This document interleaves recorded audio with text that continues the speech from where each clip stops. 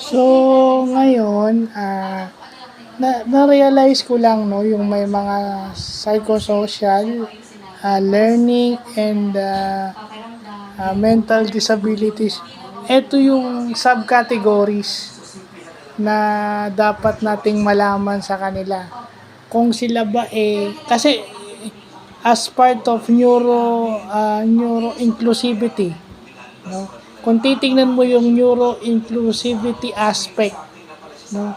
Dapat nating malaman kung ang may disability is mayroong hypoarousal o yung seldom nagre-reply o yung freeze reply na tinatawag, merong hyperarousal, yung fight fight or flight response, yung lumalaban, yung sumasagot, yung pumapalag, or meron tayong tinatawag na window of tolerance, yung namamanage niya, nare-regulate niya yung kanyang sarili, nakokontrol niya, na-check niya yung emotions niya.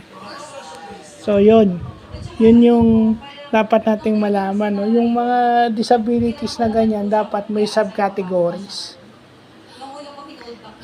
Under hyperarousal and hypoarousal.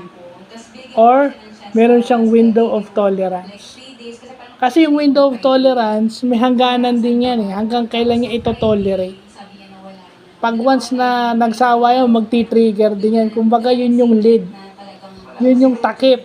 Na kapag ka natanggal, ganun ulit. So, dapat alam natin, may limit yan eh.